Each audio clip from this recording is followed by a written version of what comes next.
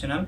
ఈరోజు ఈ వీడియోలో తక్కువ కాల వ్యవధిలో పంట అనేది త్వరగా ఇంటికి వచ్చి వేరే పంట వేసుకోవడానికి అనుకూలంగా ఉండే టాప్ 6 పత్తి విత్తనాల గురించి అయితే ఈ వీడియోలో తెలుసుకుందామండి. అలాగే మన ఛానల్ని సబ్స్క్రైబ్ చేసుకోకపోతే ఇంతవరకు సబ్స్క్రైబ్ చేసుకోండి. అలాగే లైక్ చేయండి, షేర్ చేయండి, కామెంట్ చేయడం మాత్రం మర్చిపోవద్దు. ఈ తక్కువ కాల పరిమితిలో త్వరగా ఇంటికి వచ్చే పత్తి విత్తనాలు చూసుకున్నట్టయితే 6 కంపెనీలు అయితే గత 45 సంవత్సరాల నుంచి అయితే మంచి దిగుబడి ఇస్తున్నాయండి. వాటిలో టాప్ మోస్ట్ వచ్చేసరికి వేదా సీడ్స్లోని ప్లాటినం అండి.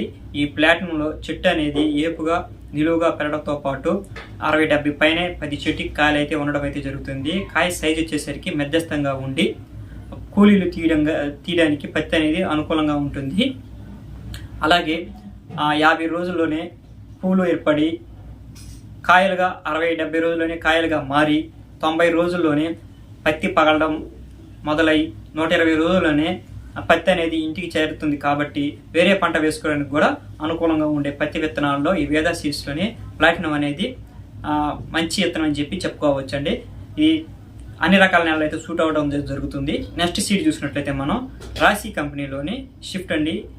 ఇందులో చెట్టు అనేది పొడవుగా అయితే గుబురుగా అయితే పెరగడం అయితే జరుగుతుంది. అలాగే ఆకు శాతం చాలా తక్కువ మంది కుళ్ళు అయితే పట్టడం అయితే జరుగుతుంది.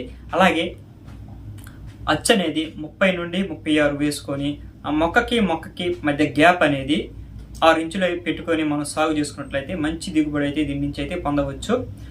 ఇది అన్ని రకాల నెలలు అయితే సూటబుల్ అవుతుంది. అలాగే తక్కువ కాల పరిమితి వేరే పంట వేసుకోవడానికి అనుకూలంగా ఉంటుంది. కాబట్టి ఇది కూడా మంచి విత్తనం అని చెప్పవచ్చు. నెక్స్ట్ సీడ్ చూసినట్లయితే మనం క్రిస్టల్ వాళ్ళది 369 అండి. ఇది కూడా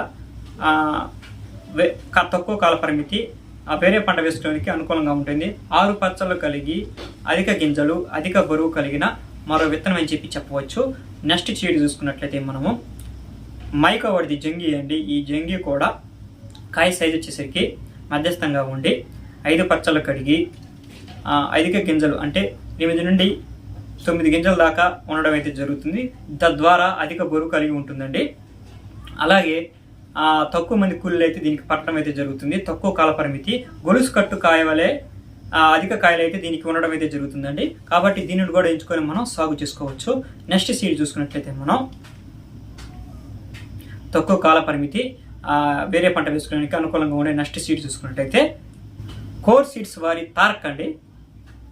ఇది కూడా మనకి కాయ సైజు మధ్యస్థంగా ఉండి అధిక బరువు తక్కువ మంది కూలీలు అన్ని రకాల నెలల సూటబుల్ అయ్యే విత్తనం అని చెప్పవచ్చు. దీనిని కూడా తక్కువ కాల పరిమితి కాబట్టి దీన్ని తీసి పంట అయిపోయిన